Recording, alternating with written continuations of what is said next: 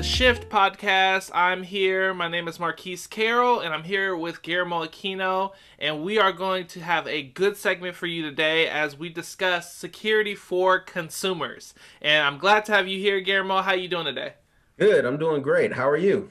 Oh, I'm doing great. I'm doing great. Glad we're going to be able to talk about some cool things that I think will help a lot of people when we think about consumer security. So, to kind of jump into it, when we think about consumers, we think about you and I, right? We're just common individuals that participate in all sorts of technologies and, have all sorts of things in our homes, in our cars, in our phones, right? All this technology to help us be productive citizens of the world.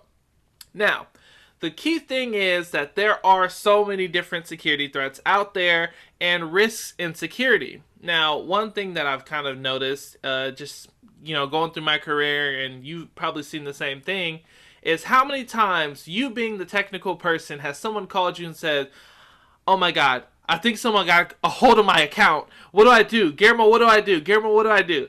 Right? So the first thing we'll address, Guillermo, is I would say when we talk about people calling us and they may have a concern or different things that come up, what is some indicators that you have been hacked and what can you do?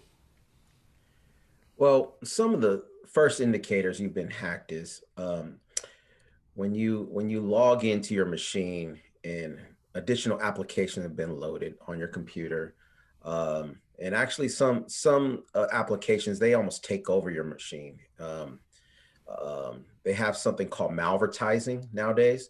It's Mm-hmm. basically a malware, but it looks like advertising. Mm. So it just pops up on your screen. It could have been something you clicked on. It came with an additional piece of software. You downloaded software. It came with a little surprise, Mm-hmm.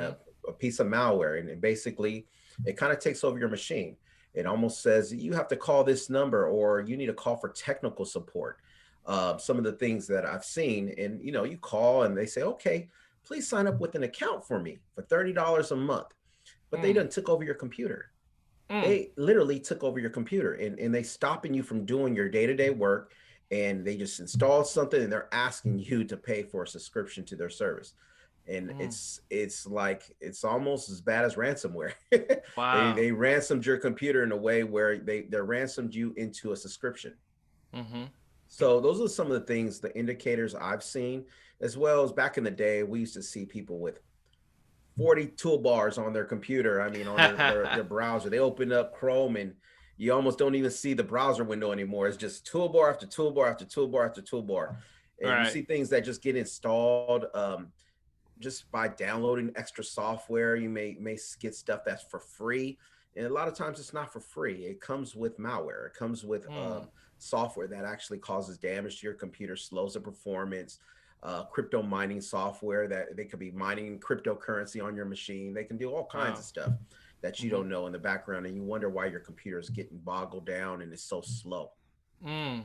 So those are some of the things, indicators I've seen as well. Some of those things that you don't see are some of the scarier things, Yeah. like when they capture all your keystrokes, or when they go through all your contacts and export it and send it off so they can fish all your friends using your email Mm. address. Those other things are scary as well because they involve your friends and they involve family members, and also there's things with social media that you can get as well. So the Mm-hmm. list is pretty long when it comes to actually things that happen. Yeah, no, that's really good. And I think that's something I wanted to kind of add too is that, indicators of compromise nowadays can be a little bit different, right? So you have, with banks, right? Banks are a big one. And banks do a pretty good job where consumers are concerned because they say, hey, if you have a bank account and someone's trying to change your password or they're logging in from a location that you're not generally logged in at, that can be an indicator of compromise and they can, temporarily suspend your account, do these different things to protect you. And so when you kind of think about the financial end and the financial implications, a lot of times, you as a consumer may think, someone's hacked me, someone's breached my account. I would say, even in, most cases when someone may have your username and password, because you may have an app on your phone with location services turned on, this might tell some of the big banks like your Chase, Wells Fargo, different ones like that, that this is the mobile device that you generally interact with. This is the mobile device that's generally on you. And so when they see someone logging in from any other location, or whether it's in United States or in the world, they're going to say this is an indicator of compromise by default, because we don't think you can be two places at once. And so the other thing that we kind of look at too is, as an indicator of compromise, is that credit, right? We have to talk about credit and identity theft and different things like that. And this is something, I recently had a discussion that's really funny, Guillermo. Someone called me this morning about this, and I have to, kind of put this out. Is someone said, I was a part of a breach with Equifax, right? Everyone knows about the big breach with Equifax. And there's like, I'm so scared about my credit and what's got out and different things like that. And I reassured this individual that there are some things you can do to sort of protect yourself from identity theft and different things like that. When you come to your credit, the key thing is, I don't know about you, Guillermo. I don't buy a car every day. I don't buy a house every day. I don't need to open a credit card every day. And some of the things that are necessary for me to do to open up credit in my name, I don't necessarily need every day. And I mention that to say you can put a lock on your credit, to where no accounts can be created using your social security number, because your credit is locked. So you can kind of go through some of the major bureaus such as TransUnion, you can go through Experian, you can go through Equifax and different ones like that, and be able to get a lock on your credit so that no one can create anything. So when maybe you're looking to make that next big purchase, you unlock everything, so creditors can begin to look at your credit for credit worthiness, and then you can lock it back again. So this kind of is a little bit of knowledge that can kind of help you as well. Now, one thing, Guillermo, you kind of being in this space where we kind of deal with a lot of users' devices and accounts.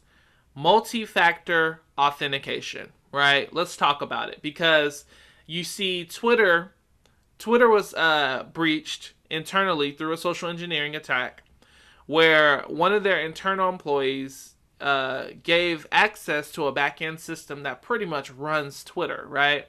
And it came to be that back-end system didn't have multi-factor authentication, which allowed that social engineer to go in and to now use all these professional accounts and say, give me Bitcoin. So that's a bigger example. But every day you have all these apps, we have all these social media, all these banks, and we don't set up multi-factor authentication. Can you talk a little bit about the importance of MFA? MFA in today's world is critical, even on social media. I do it for my Facebook. I don't want no one signing in and pretending that they're me and posting all some kinds of crazy stuff. And I set up multi-factor on Facebook. I set it up on every cloud application that supports it, actually. And then, of course, going with MFA, you need to help you with that. Along with the way, you need a password manager, a good password manager, because who can manage all this stuff? There's so many cloud accounts, and I know you, Marquise, you would probably head in that way. I felt it. I just felt it. I was. So when you're managing cloud accounts and 2FA and multi-factor authentication, all that stuff, you have to have a password manager. It's just too much for us nowadays. I mean, everything's in the cloud. I mean, you could have 40 accounts out there, and that's a realistic number, 40. And that's a lot for one person to remember, for one person to deal with and manage. You have to have some type of password manager, and then you can add in options in there, even for like Amazon. That's a perfect way. You need to have 2FA. You don't want no one purchasing anything on your Amazon card. You don't want anybody. You don't want anybody doing anything with Grubhub. Right. I mean, it's just anything out there. You just don't want that stuff to happen, because what'll happen is if they could get into your password one place, Mm-hmm. Most people use the same password if you don't have a Yep. password manager. And guess what Mm-hmm. happens? What else do you have access to? What Correct. else can I get in your name? And so, Mm-hmm. and then before you know it, it's a domino effect. They have access to your life, and Mm-hmm. they can sign up and do anything they want once they get past your password. Right. And that's something, it's really good that you mentioned about multi-factor and even password managers. I think when we think about multi-factor authentication, you heard Guillermo use the term 2FA. Same thing, two-factor authentication, MFA, multi-factor authentication.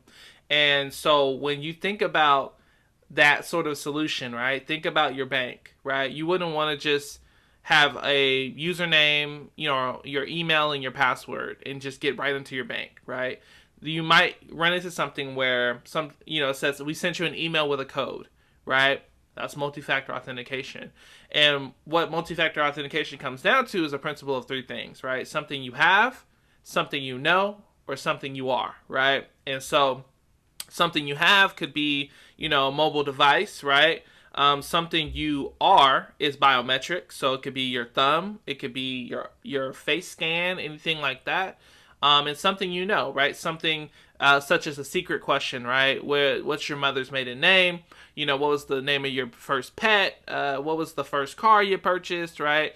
Anything like that. And these factors help you to kind of circumvent attacks. If someone does have your username and password, you're still protected, and I think that's the key part. And what you mentioned about password managers, I mean, we go through it all the time, Guillermo. We say, I don't even remember my password anymore. It's in my password manager, right? And you give a nice strong password, you know, 18 characters with special characters, capitalized, lowercase. You're never going to remember that password. And it will make it increasingly tough for a hacker to, just go and do a brute force attack. And a brute force attack, just to explain a little bit about that, is someone may have some level of information. They're going to just, they call it dictionary attacks, where they just Mm-hmm. try every password in the dictionary to try to get into your account. They're forcing their way in, trying to force their way into your account. So that was really good what you mentioned, and I think something that is critical as we kind of talk about this. You mentioned something about Amazon before, and I'm gonna double click on that because I think that was really good. Is that how do you know? I'm a consumer, and we get this a lot of times with those who may be a little bit older, trying to kind of learn the technology curve. But how do I know a site is legitimate or not? Right? We get that text all the time. Hey, can you check the site out real quick? Is this good?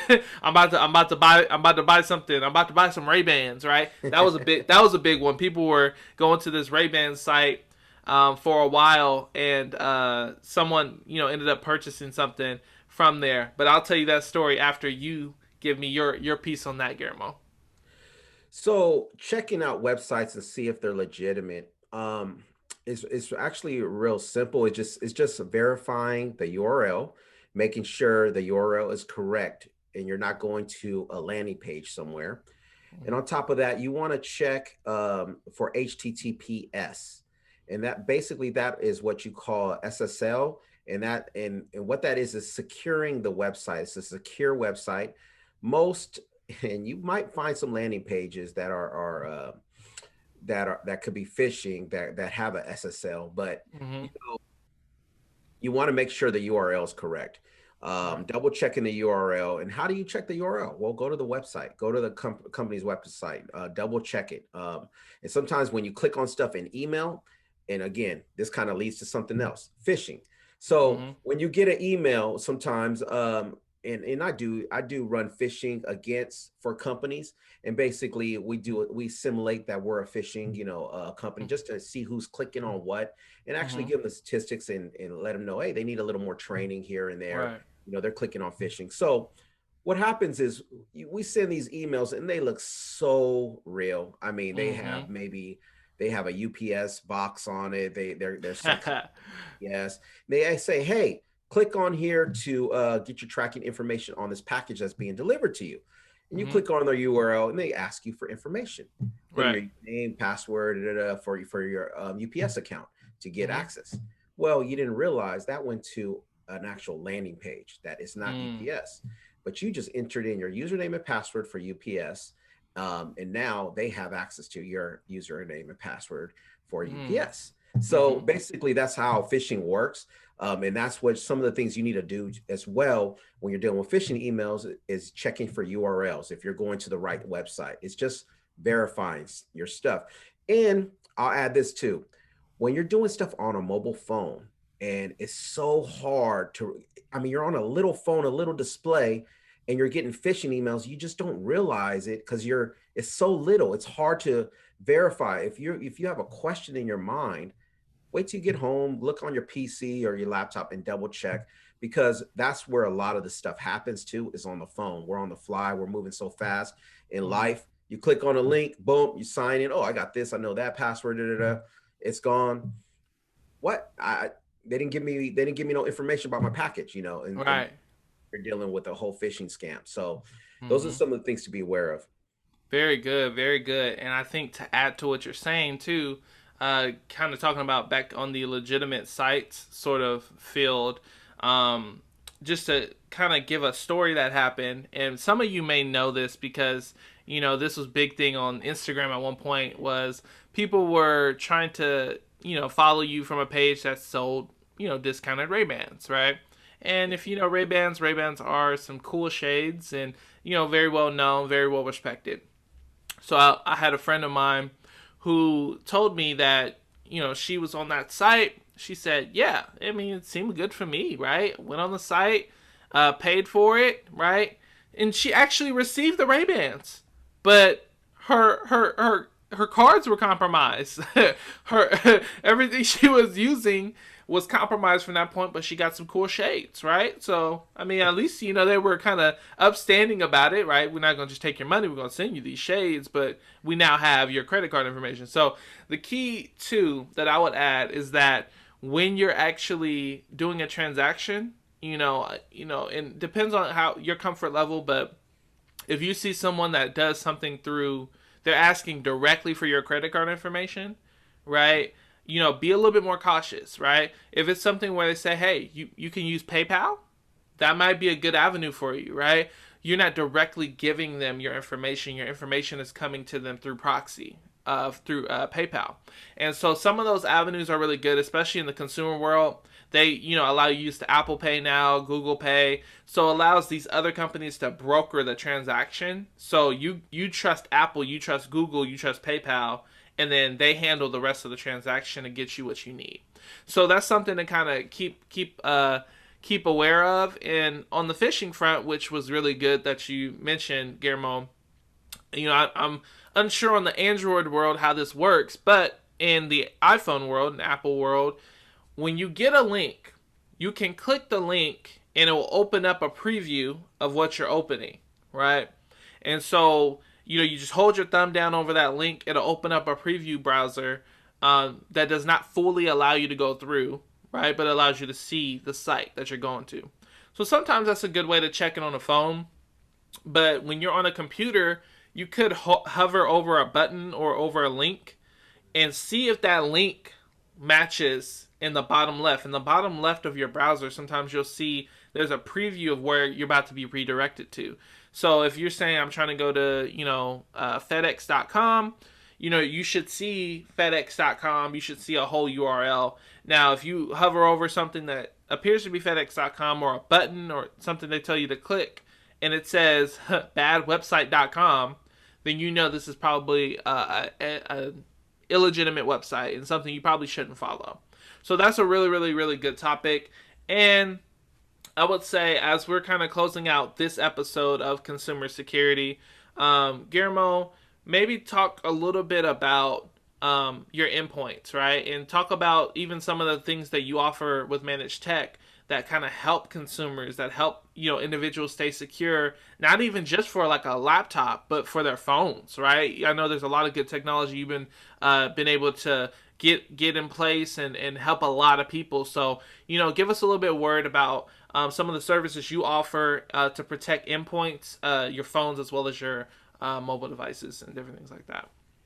Well, There's a couple things we offer, as you mentioned, phones. We offer a VPN solution. It protects the traffic that is coming and leaving from your phone. Like nowadays, we're always on the move. We connect to a Comcast Wi-Fi. You know, everybody has Comcast in the Bay Area. You know, Mm-hmm. you go and connect to a Comcast Wi-Fi, it may be insecure or whatever. What it does is it turns on a VPN connection right away. Once it recognizes an untrusted network, it will turn a Mm-hmm. VPN and it encrypts your traffic coming in and out. As well as computers, we have endpoint management, and what this is basically we update all the software that's on your computer. So basically, as you everybody uses Windows, Mac, and everybody knows that if you don't run security updates on a regular basis on a basically on a cadence, you're bound to get breached. If you got to update your computer, you got to update your applications, and what we handle is the security point of that. We make sure Mm-hmm. the security is updated every Friday at a certain time. We run updates on everybody's computers, as well as we provide some pretty high-end enterprise level endpoint security. And Mm-hmm. so that endpoint security is not something that you can a normal consumer can buy, but we do share it with consumers. We give them that because it's a whole lot better than what's available to them. Mm-hmm. And of course, we're putting our name there, so we want to make sure you're secure as well. We and then as well as we do dark web monitoring for our consumers. So Mm-hmm. basically, we let them know if we got a password out there. Mm-hmm.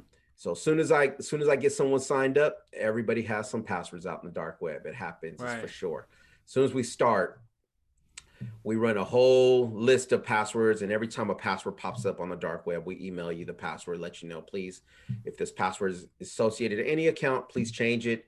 And Mm-hmm. so it's basically you want to know what they know about you. That's the Right. whole key. If you know Mm-hmm. what they know about you, then you can change what they know. Mm-hmm. So you Right. could be ahead of the game. So Mm-hmm. that's the whole point. We want to secure you from the dark web, and we want to Mm-hmm. make sure you're securing your accounts. In some of the businesses, of course, we add things with password managers, and we go further in drive encryption and everything else. But for the consumers, it's really about securing your device, securing your name or whatever you're using, your email account, and making sure there's no passwords leaked out there in the dark web regarding you. And of course, making sure your software is up to date. Even your Mm-hmm. iPhone, we make sure we let you know. Our security app will let you know that, hey, your Apple device hasn't been updated in 2 years, or it's prone to get hacked. So Right. we kind of that's what we provide. It's a good package for consumers. It solves the problem of the dark web as well as the endpoint security. That's really good. That's really good. And I've actually seen firsthand, you helping consumers with this, and a lot of people have got a lot of benefit from this service offering that you offer. And two, I want to add, you mentioned to me before, maybe you could talk a little bit about as we close, is about how the ransomware protection, how that software kind of helps with ransomware. The news kind of puts a lot on ransomware and being protected, and puts a lot of fear into people. So kind of talk a little bit about how your solution is helping around ransomware as well. Well, that's a very good point. And I'll tell you this about ransomware. I've seen a lot of people get ransomware doing this, being in the industry for a while. And I'll tell you this, every last person that I've seen get ransomware had virus protection. Hmm. Every last person. So that Hmm. lets you know it's not virus. It's not because of you didn't have virus protection. Ransomware Hmm. goes beyond that. And the solution we offer actually allows you to roll back your device before a Hmm. ransomware attack, which is huge. And it gives me a certain level of comfort when I provide this service. I want to know that I'm Yeah. protecting my clients. I have to be able to sleep at night as well. Hmm. And to that ability to roll back a client, and I've had to use it, roll them back, Hmm. and it Hmm. works. Roll Yeah. them back in time, 30 minutes before they got ransomware, and they are up and operational. Hmm. So a ransomware can come through email, it can come through a lot of different ways. I mean, there's so many ways now ransomware gets delivered to you, but having the ability to bring you back from a Hmm. ransom without having to worry about backups and everything else, and starting you Right. over as a consumer or even as a business. That's outstanding. Outstanding.